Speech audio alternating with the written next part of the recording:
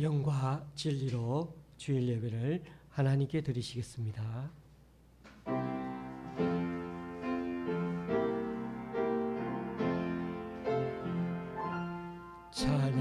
찬양하라 내 영혼아, 찬양하라 내 영혼아, 내 속에 있는 것들아 다 찬양하라.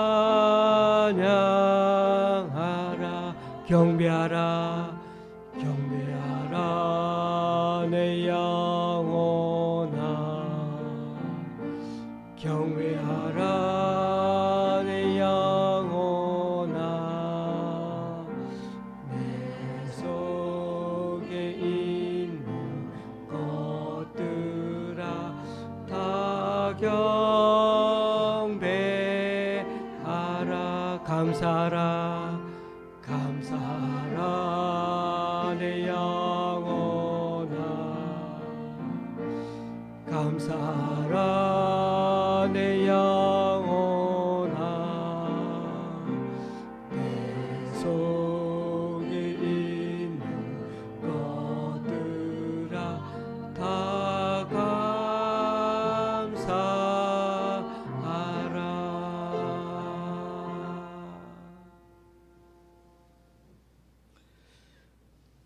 여호와 내 하나님이여, 내가 주께 피하오니 나를 쫓아오는 모든 자들에게서 나를 구원하여 내소서.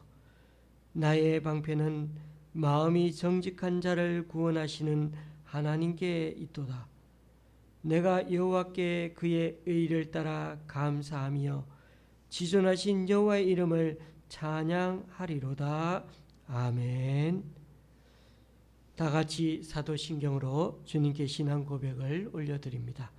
전능하사 천지를 만드신 하나님 아버지를 내가 믿사오며 그 외아들 우리 주 예수 그리스도를 믿사오니 이는 성령으로 잉태하사 동정녀 마리아에게 나시고 본디오 빌라도에게 고난을 받으사 십자가에 못 박혀 죽으시고 장사한 지 사흘 만에 죽은 자 가운데서 다시 살아나시며 하늘에 오르사 전능하신 하나님 우편 앉아 계시다가 저리로서 산자와 죽은 자를 심판하러 오시리라.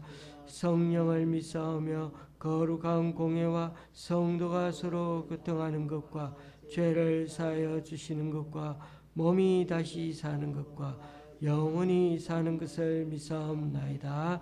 아멘.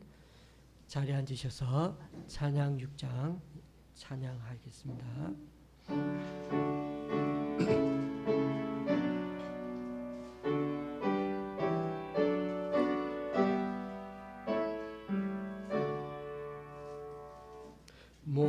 목소리 높여서 주 찬양하여라. 영광과 권세와 존귀와 위엄을 오늘이 다스리시는 만왕의 왕께 돌려라.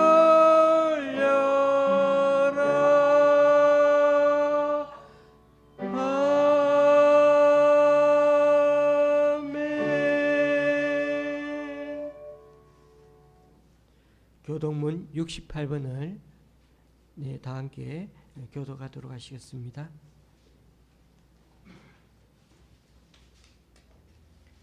교동문 68번입니다.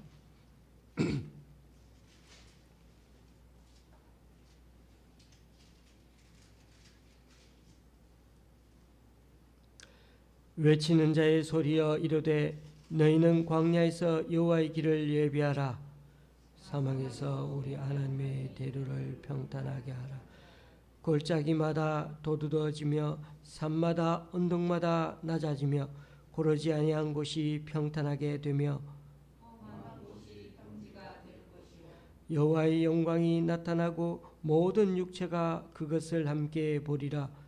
이는 여호와의 입이 말씀하셨느니라.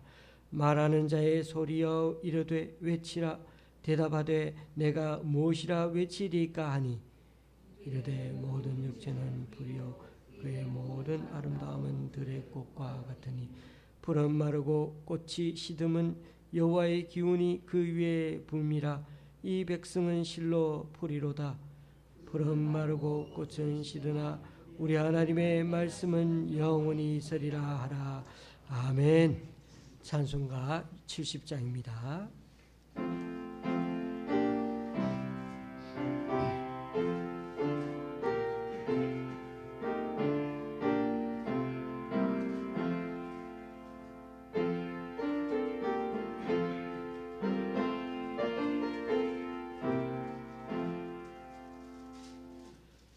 피난처 있으니 환난을 당한 자 이리 오라. 땅들이 변하고 물결이 일어나 산 위에 넘치되 두렵지 않네. 이방이 떠들고 나라들 모여서 진동하나. 우리 주 목소리 한 번만 바라면 천하의 모든 것 망하겠네. 만유주 하나님 우리를 도우니 피난처요. 세상의 난리를 그치게 하시니 세상의 창검이 쓸데없네. 높으신 하나님 우리를 구하니 할렐루야. 괴로움이 심하고 환난이 극하나 피난처 되시는 주 하나님. 아멘. 이 시간에는 주보 2페이지에 있는 함께 기도문을 펴서 함께 읽으면서 기도를 드리도록 하겠습니다.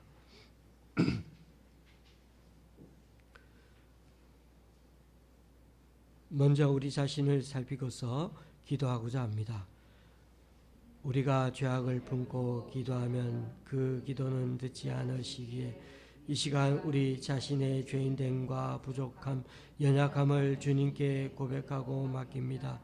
주님의 보혈로 우리를 정결케 하여 주시고 성령님의 인도하심과 능력을 덧입어 기도하는 이 시간 되게 하여 주소서. 잠시 기도하시겠습니다.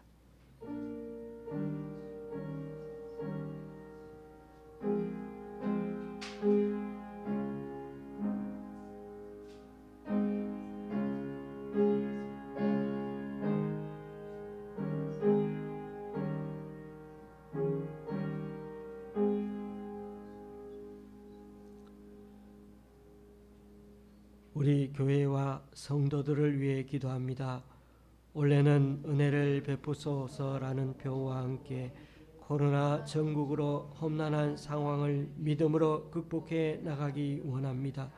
연초에 각자 받은 말씀을 마음에 새겨 올 한 해도 어떻게 주님께서 역사해 가시는지 올 연말까지 길잡이가 되게 하시고 직장과 사업, 학교와 가정에서도 이 모든 일을 잘 감당하도록 튼튼한 건강 주시고 물질로 채워 주옵소서. 또한 우리 각자 한 주간 삶의 자리에서 영혼 구원을 위한 사명감으로 살아갈 수 있게 주님 인도해 주소서. 우리나라를 위해 기도합니다. 한국교회 성도들이 날마다 하나님의 말씀하시는 음성에 귀 기울이는 2022년이 되기 원합니다. 생명 없는 종교적 열심과 율법주의는 벗어버리고 오직 예배의 감격과 성도 간의 사랑이 넘치게 하시고 이웃을 향한 나눔과 섬김이 더욱 풍성해지는 교회 되게 해 주소서. 3월 9일 대통령 선거를 앞두고 정치 혐오와 극단적 분열이 이 사회를 뒤덮고 있는데 거짓과 분열로 자기 이익을 꾀하려는 이들의 악행을 제거해 주소서. 벌어옵기는 주께서 허락하시는 지도자가 세워져 우리 사회가 다시금 정상적으로 회복되어 새로이 도약하는 계기가 있게 하여 주소서. 북한을 위해 기도합니다. 미국이 북한을 향해 적대적인 행위를 한다는 구실을 내세우며 북한이 핵실험과 대륙간 탄도미사일 시험 발사 등으로 도발하고 있습니다. 이런 상황에 대해 우리 정부는 과감하게 대응하면서도 지혜롭고 합리적인 길을 모색하여 지속적인 한반도 평화를 이루어 나갈 수 있게 하여 주소서. 코로나로 부도 사태에 직면한 나라들을 위해 기도합니다. 코로나19의 장기화와 관광이 주 수입원이었던 국가들이 부도 사태에 준하는 어려움에 빠지고 있습니다. 스리랑카는 약 50만 명이 빈곤층으로 추락했고 레바논은 여행객 급감, 베이루트 대폭발, 13개월간 이어진 국정 공백 등으로 최악의 경제 상황에 처해 있습니다. 또 터키는 에르도안 정권의 실정과 19년 만에 물가 폭등으로 국민 불만이 폭발 직전입니다.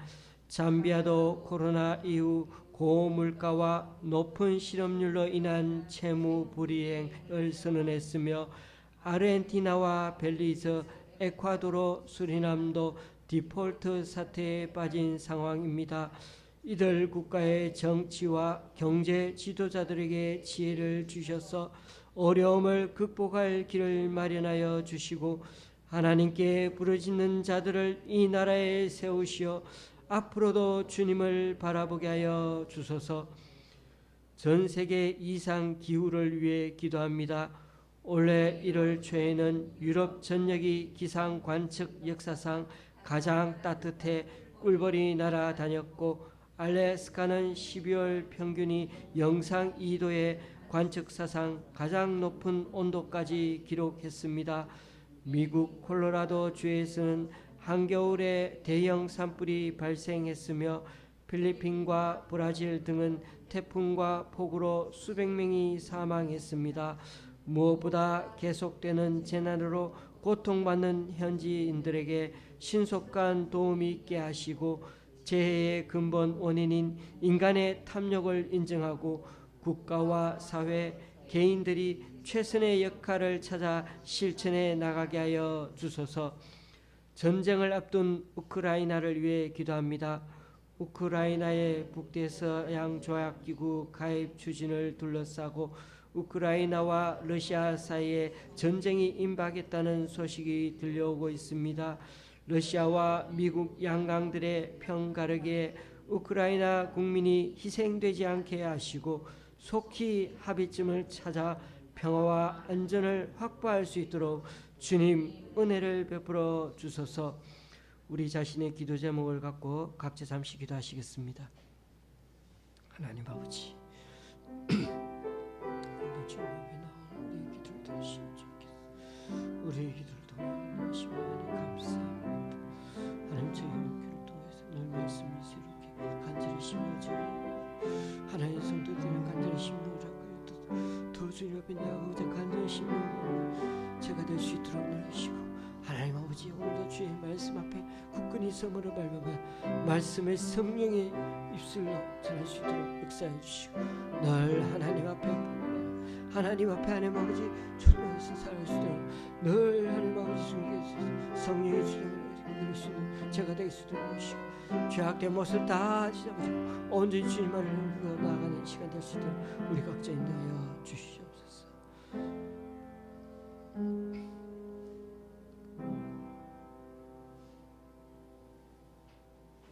예수님의 이름으로 기도합니다. 아멘. 오늘 우리에게 주시는 하나님의 말씀은 요한복음 12장 1절에서 8절까지입니다. 제가 가지고 있는 신약 성경은 167쪽입니다. 요한복음 12장 1절에서 8절까지입니다.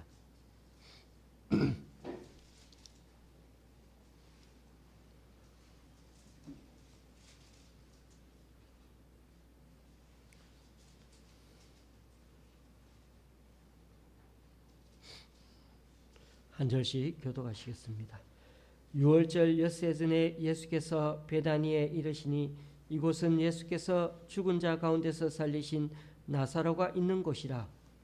거기서 예수를 위하여 잔치할새 마르다는 일을 하고 나사로는 예수와 함께 앉은 자 중에 있더라.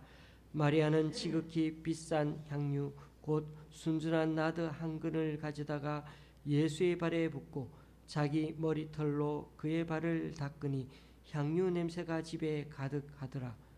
제자 중 하나로서 예수를 잡아줄 가룟 유다가 말하되 이 향유를 어찌하여 300데나리온에 팔아 가난한 자들에게 주지 아니하였느냐 하니 이렇게 말하면 가난한 자들을 생각함이 아니요 그는 도둑이라 동괴를 막고 거기 넣는 것을 훔쳐가미르라. 예수께서 이르시되 그를 가만두어 나의 장례할 날을 위하여 그것을 간직하게 하라. 가난한 자들은 항상 너희와 함께 있거니와 나는 항상 있지 아니하리라 하시니라. 아멘.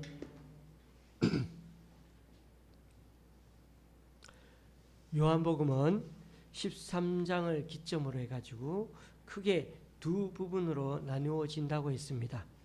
1장에서 12장까지가 예수님의 일반 사역이라면 13장부터가 가장 핵심인 죽으심과 부활하심에 관련한 그러한 내용이 나온다고 할 수 있습니다. 그런 점에서 오늘 우리가 살펴보는 12장은 1부를 마무리하면서 13장의 2부를 이어주는 역할을 한다고 할 수 있습니다. 1부인 1장에서 12장까지의 내용 중에 그래도 가장 클라이막스 절정이라고 할 수 있는 장면은 어디이겠습니까?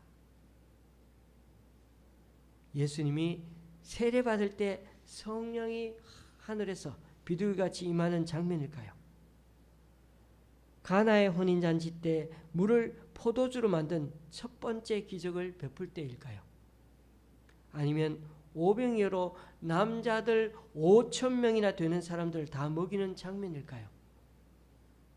태어날 때부터 눈동자조차 제대로 없는 사람의 눈을 진흙으로 비벼서 다시 눈이 보이게 한 일이었을까요? 아닙니다. 12장 바로 앞에 일어났던 표적이죠. 죽은 지가 나흘이나 지난 나사로를 무덤 굴에서 불러낸 장면인 것이죠. 예수님이 나사로 집에 갔을 때는 이미 많은 사람들이 장례식에 조문하러 와 있었습니다.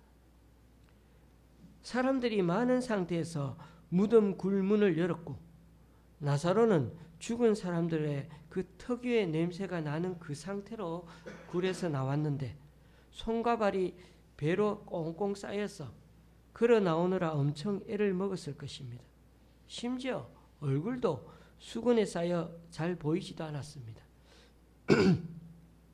죽은 사람이 자기들 눈앞에서 걸어 나오는 걸 조문하러 온 수많은 사람들이 한꺼번에 그 장면을 본 것입니다. 그래서 많은 사람들이 예수님을 믿게 되었고 이제 다시 살아난 나사로도 졸지에 유명인이 되었습니다. 이처럼 다른 표적들도 놀랍지만은 죽은 사람을 살린 것은 기적 중에 기적이었습니다. 나사로 집안을 한번 생각해 보십시오. 이스라엘은 사람이 죽으면 가족들은 자기 옷을 찢으면서 통곡합니다.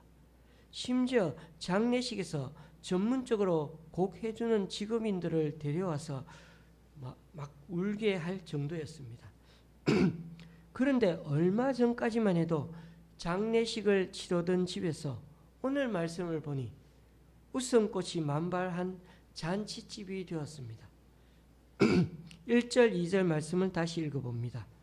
6월절 엿새 전에 예수께서 베다니에 이르시니 이곳은 예수께서 죽은 자 가운데서 살리신 나사로가 있는 곳이라. 거기서 예수를 위하여 잔치할세. 마르다는 일을 하고 나사로는 예수와 함께 앉은 자 중에 있더라. 지금 나사로 집에서 순전히 예수님을 위하여 잔치를 하고 있습니다. 거기에 다시 살아난 나사로도 예수님과 함께 있습니다. 여러분, 이 장면이 얼마나 신기합니까? 조금 전까지만 해도 장례식을 치르던 집이 거꾸로 잔치집이 되었습니다. 나사로에게는 누이가 둘이 있었죠. 마르다와 마리아. 지금 마르다는 잔치 음식 만드느라 막 정신이 없죠. 그럼 마리아는 어디 갔습니까? 어디 안 갔습니다.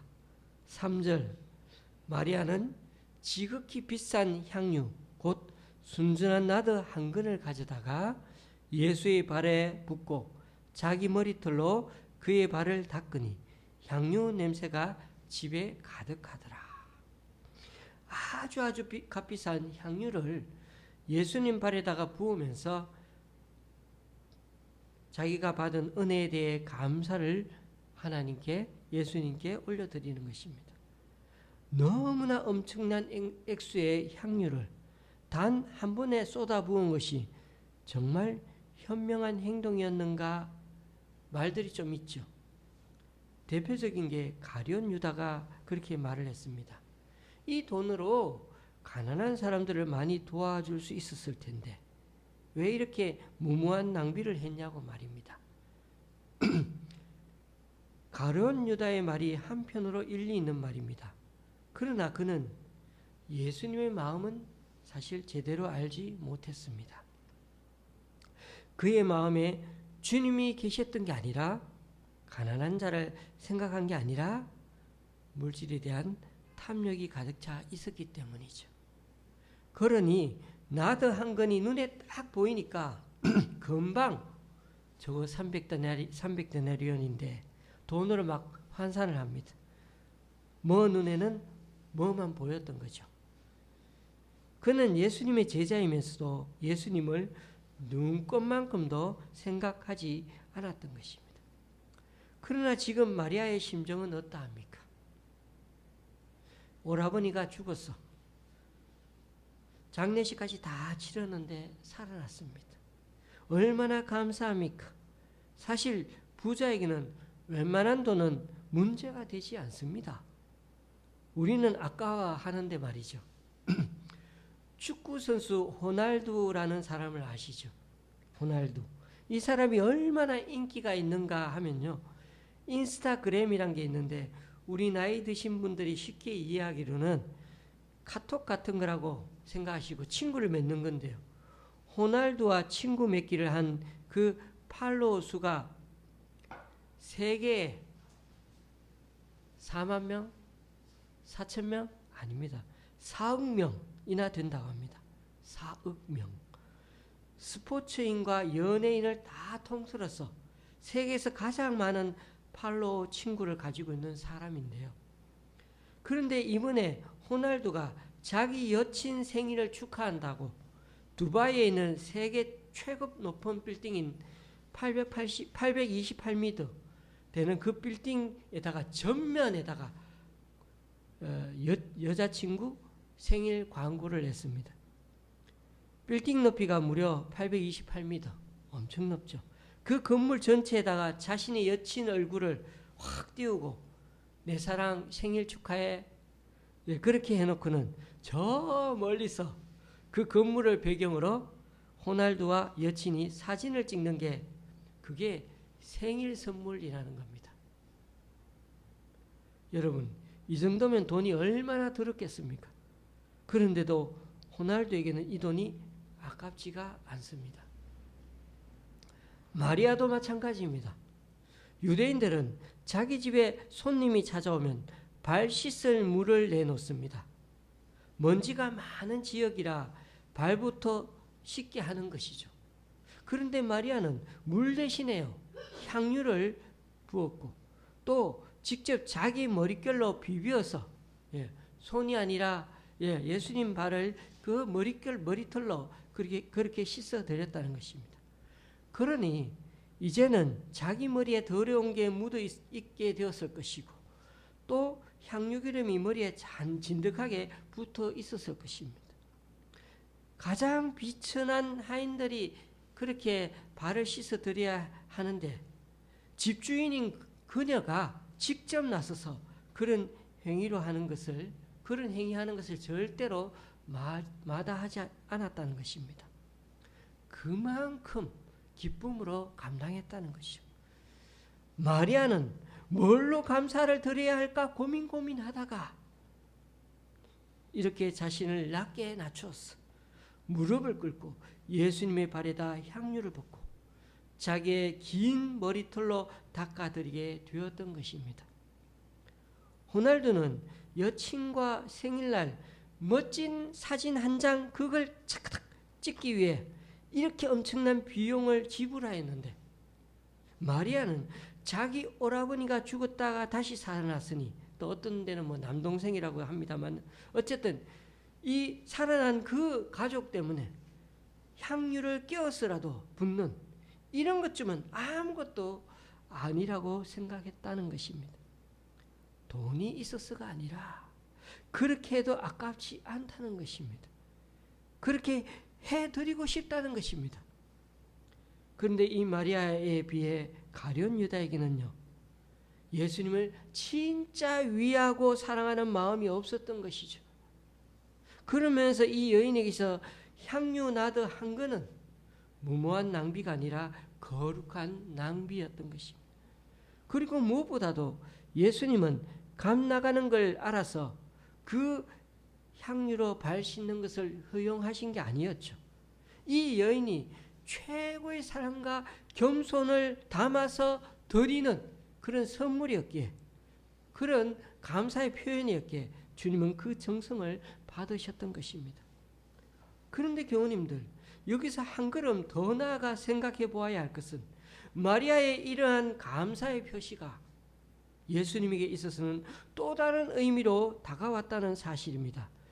7절 8절 말씀입니다. 예수께서 이르시되 그를 가만두어 나의 장례할 날을 위하여 그것을 간직하게 하라.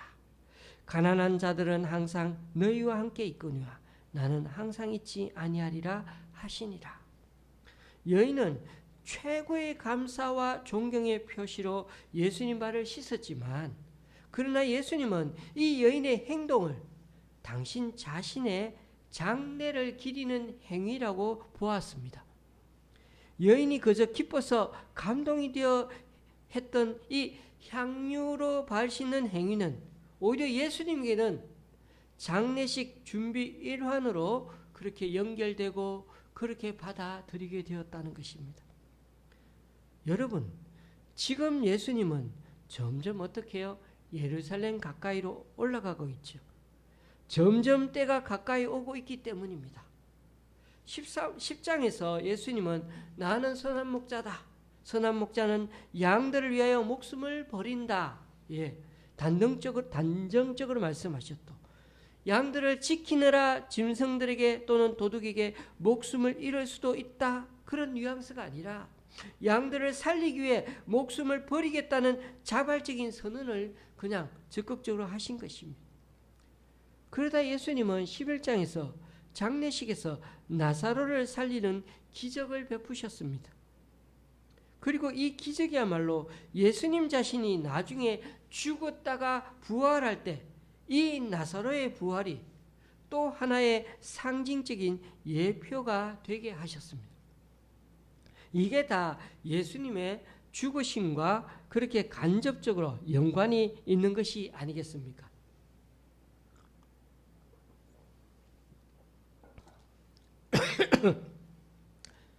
다 상징하는 바가 있는 겁니다. 오늘 12장에 들어서서는 더 죽으실 때가 가까이 온 것입니다.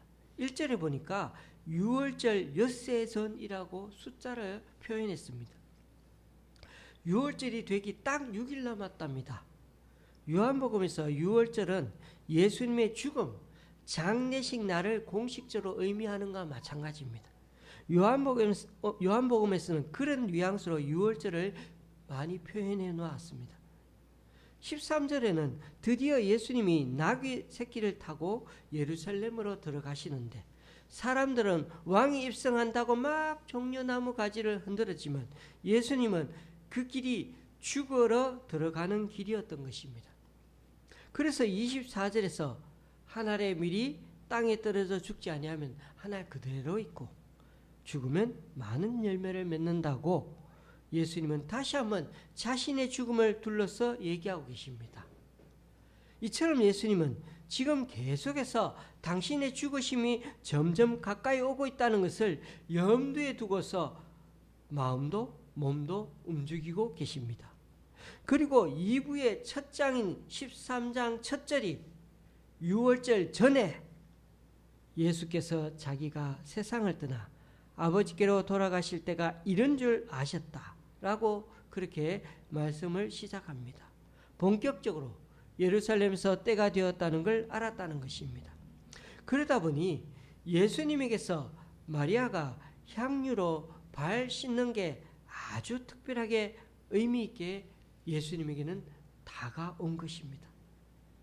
향유는 향기가 나는 기름을 말하죠. 히브리 사람들에게서 사람에게 기름을 붓는 경우가 여러 가지가 있습니다. 어떤 때 기름을 붓는가 하면 첫째는 집을 방문한 손님에게 기름을 붓기도 합니다. 두 번째로 왕이 즉위를 할 때 기름을 붓습니다. 세 번째로 거룩하게 하려고 예식적인 측면에서 기름을 붓기도 합니다.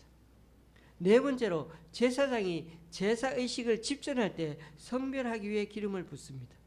다섯 번째로는 선지자를 세울 때 기름을 붓고 여섯 번째로는 장례식 때 시신 위에다가 부어서 바릅니다. 지금 마리아에 의해 주님에게 부음받은 이 기름은 집을 방문한 진짜 귀한 손님을 극진히 대접하기 위하여 기름을 부었습니다. 또 그와 함께는 예수님 편에서는 예수님 스스로 장례식을 치른다는 점에서 기름이라고 기름 부었다고 말씀하고 계십니다.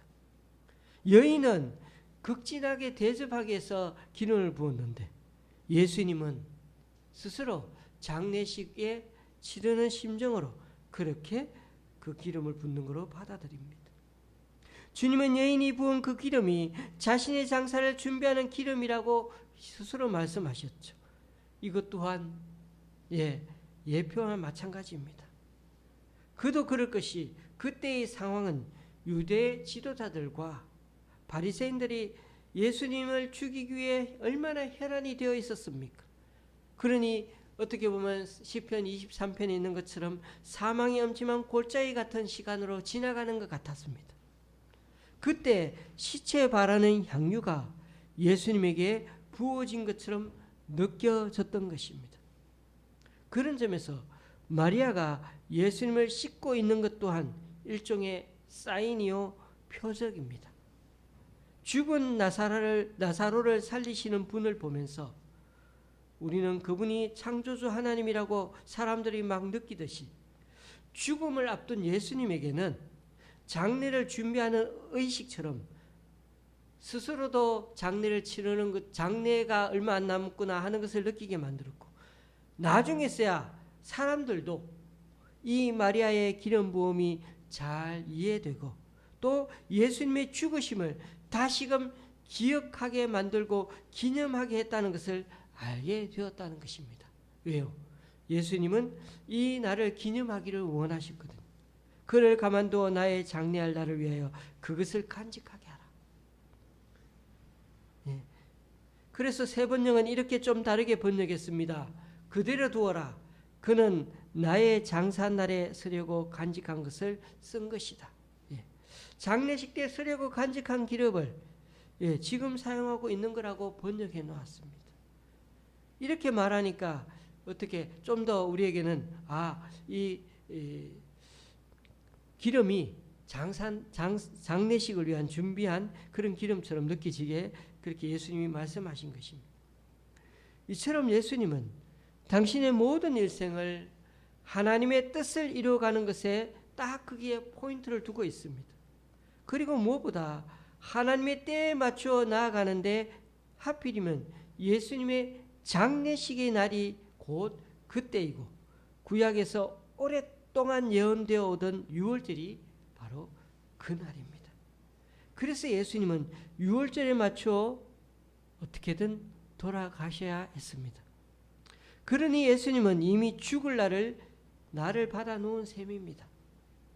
오늘 나사로는 다시 살아났다고 이렇게 크게 잔치를 벌이고 이렇게 가족 모두가 예수님에게 감사의 표시를 하지만은 정작 예수님에게는 죽음의 장례식이 점점 가까이 다가오고 있는 것입니다. 이 사실을 아는 사람은 딱 한 사람, 예수님 자신밖에 없었습니다. 그러니 얼마나 쓸쓸하고 외로운 길을 가는 건지 모릅니다. 그만큼 예수님은 하나님 뜻을 이루기 위해 이 땅에서의 편안함과 행복은 포기하면서까지 사셨던 것입니다. 우리는 인도의 마하트마 간디라는 사람을 압니다. 인도의 민족주의 운동가이고 인도의 위대한 영혼이란 찬사를 받던 사람입니다. 그는 약한 자들과 힘없는 자들의 대변인이 되어서 평생을 비폭력, 무저항 운동으로 인종차별과 영국으로부터의 독립을 위해 싸웠던 사람입니다. 그래서 그를 인도 건국의 아버지라고 부르기도 합니다. 그런데 인도에는 이런 식민지 정책보다도요 훨씬 더 무섭고 살벌한 게 있는데 바로 카스트 제도입니다. 그것은 힌두교에 있는 계급 제도로 대부분의 사람들이 힌두교인인 인도에서는 힌두교도로 태어난다는 것은 자동적으로 카스트 계급에 속하게 됨을 의미합니다. 세계에서 가장 오래된 그 사회 계급 제도인 카스트는 모든 인간은 불평등하게 태어난다는 인식을 기본 바탕으로 하고 있습니다. 그래서 사람은 5개의 계급으로 나누어 태어나는데 그 인도 인구의 15%가 제일 낮은 계급인 달리트라는 계급에 속해 있다는 것입니다.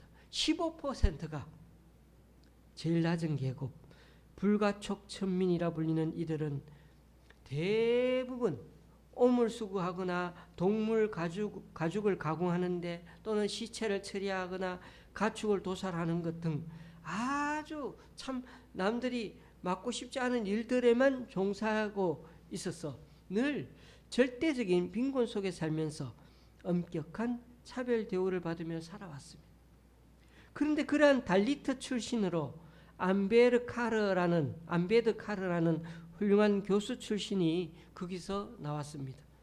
그는 비록 제일 낮은 계급 출신이지만 독일과 영국, 미국 등에서 유학을 하고 다시금 인도로 돌아와서는 달리트들의 권익을 위해 일을 했습니다. 1947년에는 그가 인도의 법무장관이 되어서 불가촉 천민 차별을 철폐하는 법을 만들었습니다. 그럼에도 그 차별이 쉽게 사라지지 않자 더욱 강력한 법을 만들려고 했는데 그때 단식을 하면서 아주 강하게 반대하며 그를 막아선 사람이 바로 마하트마 간디입니다. 그 이유는 불가촉 천민들이 독립을 하게 되면 영국의 분열 정책에 동조하는 꼴이 되고 그렇게 되면 인도의 완전 독립에 도움이 안 된다는 이유였습니다. 문제는 간디가 지금까지 주장해오던 인종차별 철폐나 국가의 자주 독립은 도대체 그러면 누구를 위한 것이 되겠습니까? 당시만 해도 1억 6천만 명이나 되는 그 천민들을 얼마나 많습니까? 그들을 해방시켜 주어야 맞지 않겠습니까? 그런데 간디는 천민들이 자신들의 목표 달성에 도움이 되지 않기 때문에 그들이 어떻게 되든 말든 신경을 쓰지 않는 것 같습니다. 결국 천민계급은 오늘날까지도 남아있고 극심한 차별에 시달리고 있습니다. 이것이 일반 사람들이 잘 모르는 간디에 대한 불편한 진실이요 한계입니다. 그가 노벨 평화상 후보로 4번이나 선정이 되었어도 그는 카스트 제도의 원흉으로 남게 된 것입니다. 그렇습니다. 교우님들, 하나님의 뜻을 바로 알고 헌신하고 실천하는 것이 이토록 중요합니다. 간디는 비록 힌두교 사람이지만 죽어서도 지금까지 세상의 사람들의 찬사를 받으며 살아갑니다. 그러나 우리는 그를 반면교사로 삼아 다시금 예수님이 가신 그 길을 따라갈 수 있어야겠습니다. 아무리 인간들의 선은 결국 자기 자신의 계획과 목표를 달성하기 위한 선이지 정말 하나님이 원하시는 선이 될 수 없는 것입니다. 선한 행위라는 것은 나의 욕심과 나의 배를 채우기 위해 살던 삶에서 돌이켜 나를 부인하고 진정으로 내 이웃과 하나님을 위해 살고자 행하는 모든 행위를 선이라 하는 것입니다. 거기에 나의 목표와 나의 계획, 나의 야망이 개입되어서는 안 되는 것입니다. 그냥 나를 받아주신 하나님이 너무나 감사해서 나를 그냥 전폭적으로 드리는 행위를 우리는 선한 행위라고 하는 것입니다. 거기에는 우리의 약삭빠른 계산도 있을 수 없고 자랑도 있을 수 없으며 교만은 더더욱 있을 수 없는 것입니다. 그러므로 오늘 본문의 마리아의 행위는 자신이 가지고 있는 가장 귀한 것을 드려서 또 여성으로 가장 소중히 다루던 그 머리카락으로 예수님의 발을 닦은 것은 나를 드리는 자기 부인의 행위였던 것입니다. 그게 바로 예수 그리스도의 삶이었고 하나님의 지혜가 담긴 복음이었기에 그녀의 행위가 오늘날도 예수 그리스도의 복음과 함께 우리에게 기념되어 전해져야 마땅한 것입니다. 우리는 어떠합니까? 혹시 우리는 복음을 알고 있다고 하면서 예수님을 믿는다고 하면서 마리아의 행동과는 대조되어 등장하고 있는 가룟 유다와 같은 사고방식으로 이 세상 것들을 목적으로 삼아 예수님을 이용하며 살고 있지는 않습니까? 가룟 유다는 예수님의 죽음에는 아무 관심이 없고 오히려 예수님이 오래오래 살아서 자신들을 유익하게 해달라는 그 바람을 갖고 살아갔을 것입니다. 오늘 본문에 유다를 도둑이라고 말하고 있지 않습니까? 이 땅의 것에 모든 관심을 쏟아붓고 예수님을 이용하여 나의 이익을 창출하려는 자들, 도둑들이 바로 이 시대의 가룟 유다들인 것입니다. 말씀을 맺습니다. 주님은 이미 우리에게 감당할 수 없는 영생이라는 너무나 커다란 감당할 수 없는 선물을 주셨습니다. 그래서 우리는 여호와는 나의 목자시니 내게 부족함이 없다는 고백을 이제는 거침없이 할 수 있게 되는 것입니다. 그러므로 마리아처럼 우리가 정말 복음을 바르게 깨닫게 된다면 앞으로도 자기 부인의 삶으로 그리스도의 연합을 붙들고 간다면 그때 우리에게 자발적인 헌신과 자발적인 봉사, 자발적인 복음 전도의 열정이 우리 속에서 자연스럽게 흘러나오게 될 것입니다. 나의 모든 소중한 것도 망설임 없이 주님 위에 바칠 수 있는 자가 될 것입니다. 부디 오늘 말씀을 잘 깨달아 이미 영생 얻은 자답게 부단히 하나님의 뜻을 위해 살아가는 저와 여러분이 다 될 수 있기를 주님의 이름으로 간절히 축원합니다. 기도하시겠습니다.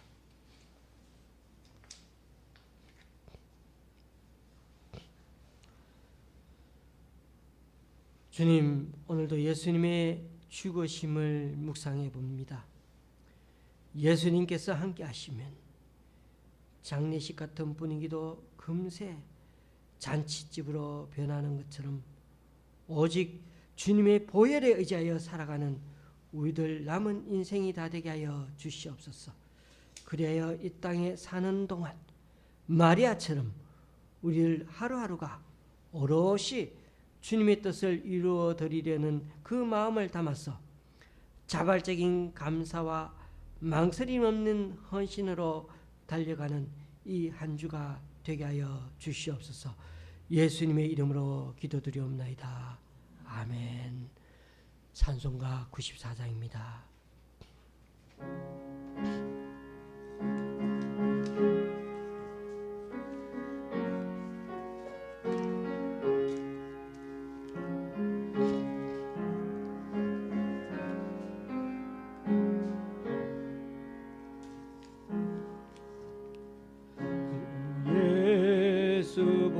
예수보다도 귀한 것은 없네.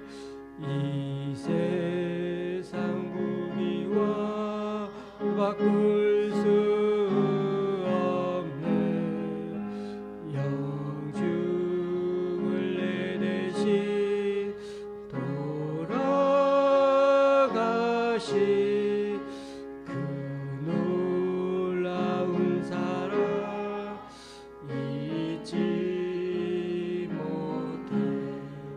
세상 즐거움 다 버리고 세상 자랑 다 버렸네. 주 예수보다 더 귀한 것은 없네.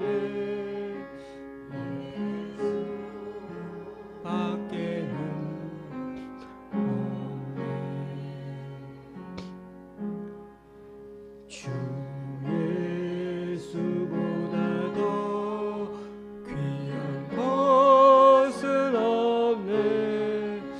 이 세상 명예와 바꿀 수 없네.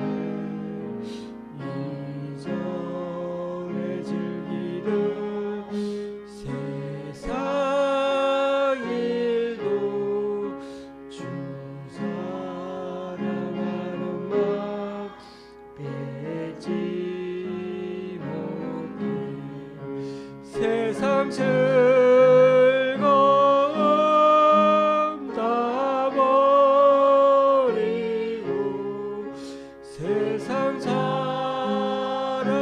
다 버렸네. 주 귀한 것은 없네. 예수 밖에는 없네. 주 예수보다 더 귀한 것은 없네. 이 세상 행복과 바꿀 수 없네. 유혹과 핍박이 몰려와도 주 섬기는 내가 변치 마라. 세상 다 버리고 세상 자랑 다 버렸네. 주 예수보다도 귀한 것은 없네. 예수 밖에는 없네.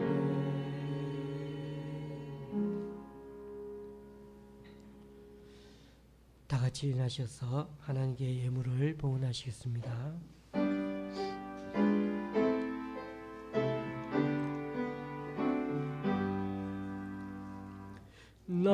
나의 보아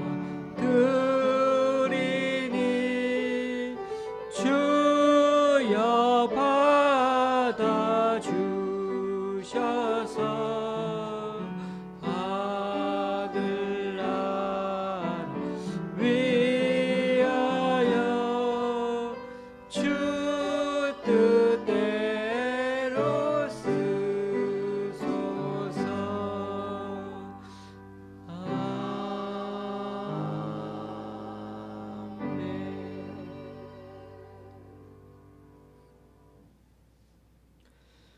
주님, 오늘 이 시간 주님 앞에 나와 각자 여러 모양으로 드리는 헌금들 기뻐 받아 주시고 쓰이는 곳마다 귀한 결실 맺을 수 있도록 크신 은총으로 덧입혀 주옵소서. 강동구 교회와 새 기관에서 목동의 권사님이 그리고 외부의 성도님 한 분이 귀한 헌금을 주님께 올려드립니다. 이분들의 헌신과 승김 귀하게 받아주셔서 이분들을 통하여 하나님 나라가 더욱 확장되게 하여 주시옵소서. 오늘도 주님의 말씀에 의하여 우리의 삶이 더 주님께 자발적으로 감사함으로 드리고 헌신함으로 마리아처럼 늘 그 주님에 대한 감사와 사랑이 넘쳐나는 그런 한 주간의 기쁜 그런 우리들 신앙생활이 되도록 붙들어 주시옵소서. 예수님의 이름으로 봉헌 기도 드립니다. 아멘. 앞뒤 좌우로 기쁘게 인사 나누시겠습니다.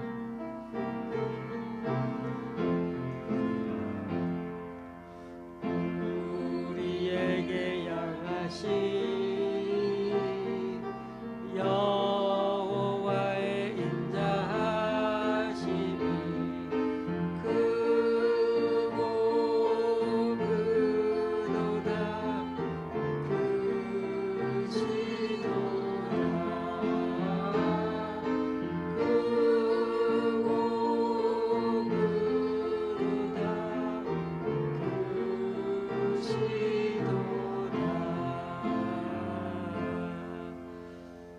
감사합니다. 한 주간도 잘 지내셨습니까? 저희 부부는 지난주 교우님들의 기도와 배려로 휴가를 잘 다녀왔습니다. 저희가 간 곳이 마침 해양성 기후여서 서울보다 한 5, 6도 정도 더 높아서 참 따스하고 사람들도 별로 없어서 잘 지내다가 왔습니다. 매스컴을 들어서 아시겠지만 오미크론 코로나 변이 바이러스 확진자가 5만 명대라고 합니다. 그렇다고 다른 방법은 없겠지만 모두들 건강 유의하시기 바랍니다. 오늘 주보가 2장 잘라진 것을 다시 붙여 놓았습니다. 제가 평상시처럼 무심코 칼로 다 자르고 보니까 이렇게 되었습니다. 다시 프린트하려고 했는데 저희 가족 식구들이 극구 아깝다고 반대해가지고 그렇게 스카치 테이프로 저희 따님이 열심히 다 붙여줬습니다. 이 점 양해해 주시기 바랍니다. 수요 예배는 기존처럼 7시 반에 드리도록 하겠습니다. 오늘도 예배 후에는 도시락을 받아 가시면 되겠습니다. 한 주간도 주님 안에서 강건하시기 바랍니다. 찬송가 53장입니다.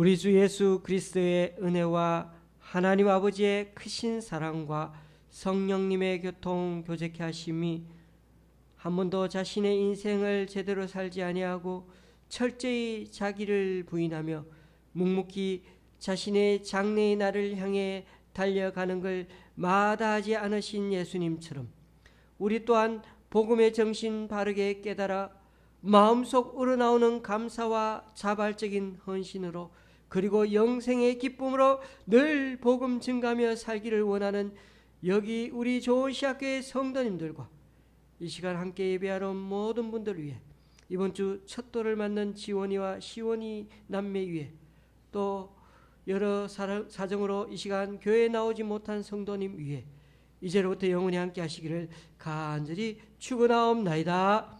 아멘.